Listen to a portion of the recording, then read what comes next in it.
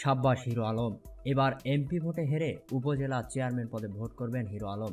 একাদশ জাতীয় সংসদ নির্বাচনে জামানত খেয়ানো আলোচিত অভিনেতা হিরো আলম আসন্ন উপজেলা পরিষদ নির্বাচনে অংশ নেবেন। ভোটের পরিবেশ থাকলে তিনি উপজেলা চেয়ারম্যান পদে নির্বাচন করবেন। সম্প্রতি গণমাধ্যমের সঙ্গে আলাপকালে বিষয়টি নিশ্চিত করেছেন এই হিরো আলম। নির্বাচন কমিশনকে হাইকোর্ট দেখানো হিরো আলম বগুড়া ৪ কাহালু নন্দীগ্রাম আসন থেকে স্বতন্ত্র প্রার্থী হিসেবে ভোট করেন।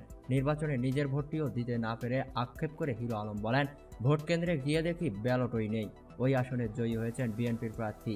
বিএনপির দলীয় সিদ্ধান্তে তিনি শপথ নেননি। এমতাবস্থায় নির্বাচনের পরবর্তী ৯০ দিনের মধ্যে তিনি শপথ না নিলে এই আসনে ফের উপনির্বাচন হবে। উপনির্বাচনেও প্রার্থী হতে চান হিরো আলম। এই বিষয়ে তিনি গণমাধ্যমকে বলেন, এখনও যেহেতু আমাদের এলাকায় যে এমপি হয়েছে তিনি তো শপথ নেননি, এখানে তো উপনির্বাচন হবে, তবে পরিস্থিতি বিবেচনা করে দেখব। যদি দেখি অবস্থা ভালো আছে তাহলে ভোটে আসব, আর যদি দেখি যে নেই তাহলে যাব না। এদিকে আগামী মার্চে উপজেলা পরিষদ নির্বাচন হতে যাচ্ছে। ঐন্য করার ইচ্ছা আছে আলোচিত এই অভিনেতার।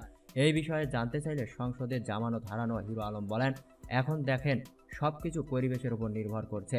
পরিবেশ যদি ভালো হয় তাহলে নির্বাচনে আসব, আর যদি পরিবেশ ভালো না হয় তাহলে নির্বাচনে যাব না। একাদশ জাতীয় সংসদ নির্বাচনে বগুড়া ৪ আসন থেকে স্বতন্ত্র প্রার্থী হিসেবে নির্বাচন করে আলোচিত হিরো আলম নির্বাচনের দিন সকালে হামলা, মারধর ও এজেন্টকে বের করে দেওয়া সহ একাধিক অভিযোগ এনে নির্বাচন থেকে সরে দাঁড়ান। ভোট গণনা শেষে জানা যায়, নিজ আসনে সিংহপতিকে ভোট পেয়েছেন মাত্র ৬৩৮টি। মোট ভোটের ১/৮ না পাওয়ায় জামানত হারিয়েছেন হিরো আলম। ওই আসনে মোট ১,২৬,৭২২ ভোট পেয়ে বিজয়ী হয়েছেন বিএনপি প্রার্থী মোশাররফ হোসেন। প্রসঙ্গত, ইউটিউবে বিচিত্র অভিনয়, গান আর নাচ দেখিয়ে দেশব্যাপী আলোচনায় আসেন হিরো আলম। তার প্রকৃত নাম আশরাফুল আলম। তিনি এর আগেও স্থানীয় নির্বাচনে অংশ নেন। সামাজিক যোগাযোগ মাধ্যমে বেশ আলোচিত এই হিরো আলম।